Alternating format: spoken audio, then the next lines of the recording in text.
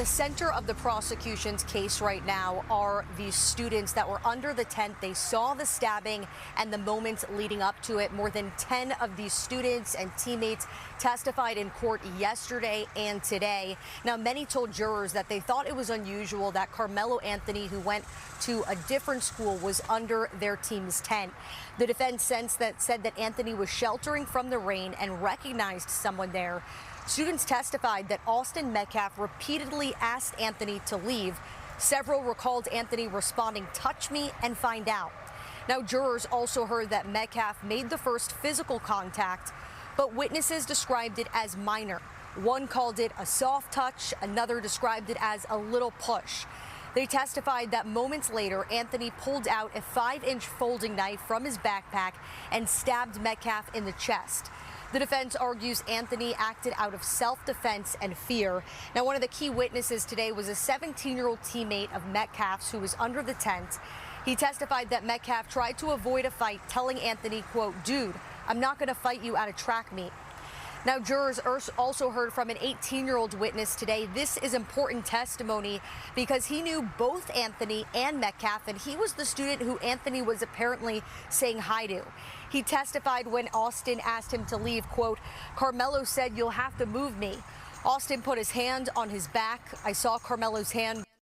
So if you haven't been following this trial, basically you have this kid named Karmelo Anthony who's on trial for murdering another kid at a track meet.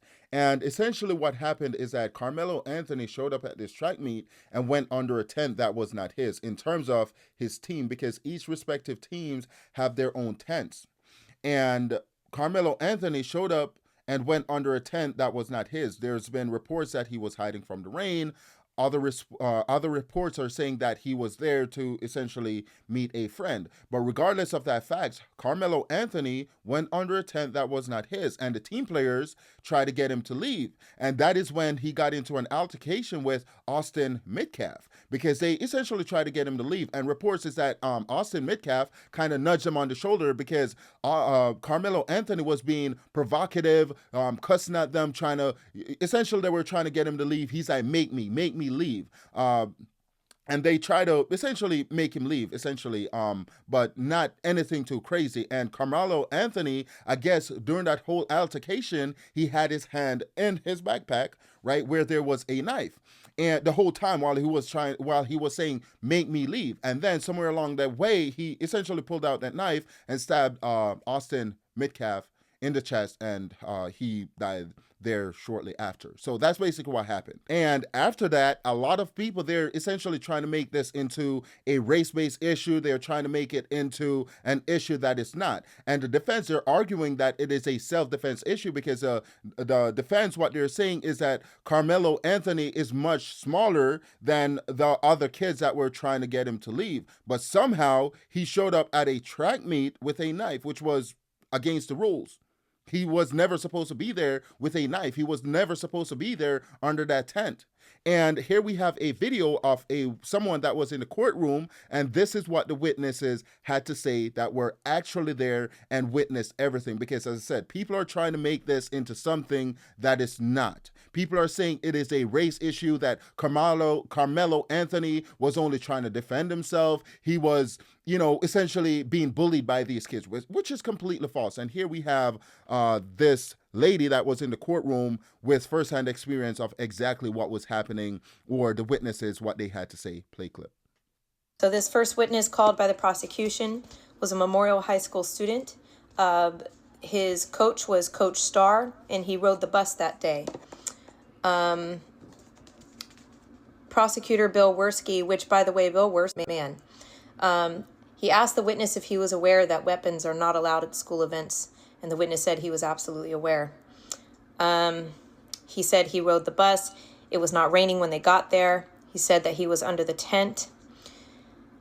So that is a key piece of information right there, because what they were saying is that Karmelo Anthony was under the tent because it was raining. And per one of the witnesses, it wasn't raining that day. But let's continue. He said that when he got there, he was looking around to find someone to talk to. He said that he only had a few teammates that were inside the tent, and some of them were on their phones. He said that at one point he saw someone he did not recognize and asked his teammates if he knew him. And this individual is now who we know is Carmelo Anthony. He said that it threw him off because Carmelo Anthony was not wearing any athletic gear. He said that Carmelo sat underneath the tent, and he said he wasn't really worried about Carmelo's presence at that time. He then said at one point that he saw Carmelo and Austin stand up. He saw Austin put his hand on Carmelo's shoulder, followed by a bunch of yelling. He then said that he heard Austin screaming, "He stabbed me," and he heard Hunter scream, "He got stabbed." And then when he was asked about the shove on the shoulder, he described it as a firm push.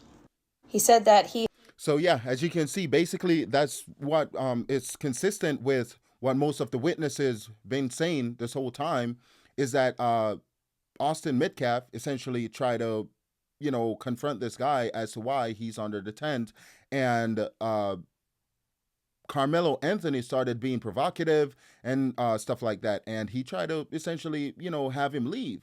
And he nudged him on the shoulder. It wasn't anything too crazy. It's not anything that warrants a knife, in the chest. It is not. And why would Carmelo Anthony, which I think was 17 at the time, why did he have a whole knife in his backpack at school?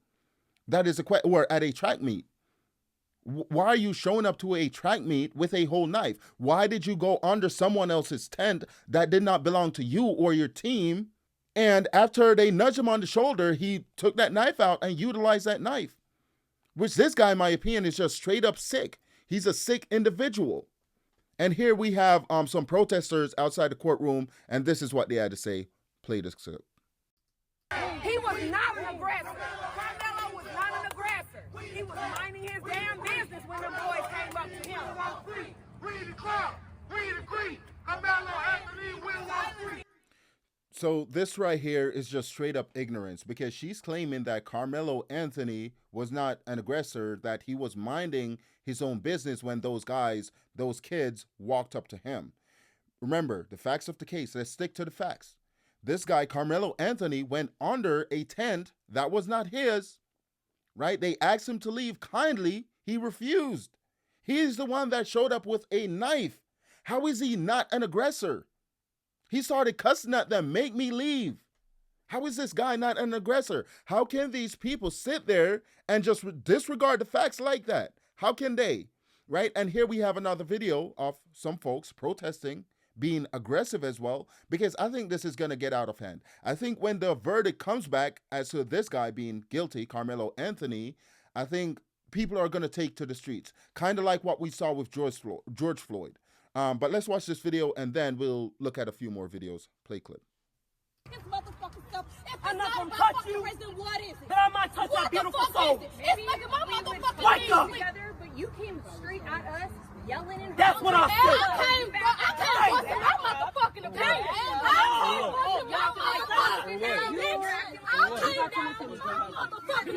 Bitch. I'm in pain. I'm not in your motherfucking face. But I'm gonna say what the fuck I gotta say. Bitch, have you bad? So, as I said, the ignorance is getting out of hand. These are people that are protesting for some reason, because I'm not sure if they're just straight up disregarding the facts of the case, or they just don't care, or they're just essentially trying to make it, see it through the lens of races, right? In terms of seeing that Carmelo Anthony is a black guy, and the guy that Carmelo Anthony took the life off is a white guy. So we essentially have to stand with our own. I'm not sure if that's exactly what's going on, or if it's just blatant ignorance. But regardless of the fact, regardless of whichever one it is, it's going to be damaging, and it's not going to be essentially helpful to this country at all. It's not going to be helpful to society. And here we have a video to show you of this mom that was out there protesting, and she was asked, like, hey, what if the facts of the case, the evidence comes out to show that Carmelo Anthony was the aggressor in this case? If he actually took the life of that other kid, what would you do? How would you see this? And take a look at her response. I think it'll shock a lot of you guys. Play clip. If evidence does come out that Karmelo was not in fact fighting for his life when he stabbed and killed Austin Metcalf, do you think that the black community will accept that? If evidence shows that he did not, no, we're going to stand by ours regardless. They stand by theirs. We're going to stand by ours regardless. What the facts are showing us is that Karmelo Anthony took the life of Austin Metcalf without being provoked, in a sense. And she's willing to sit there and say, well, regardless of the facts, regardless of what's out there, regardless of the evidence, I don't care. I will stand with my own. She said she'll stand with Karmelo Anthony regardless of how bad he is, just because he's black. And that brings us to the end of this video. Please let me know what you think in the comment section below. Also, please consider liking, sharing, commenting, and subscribing, and I'll see you in the next one.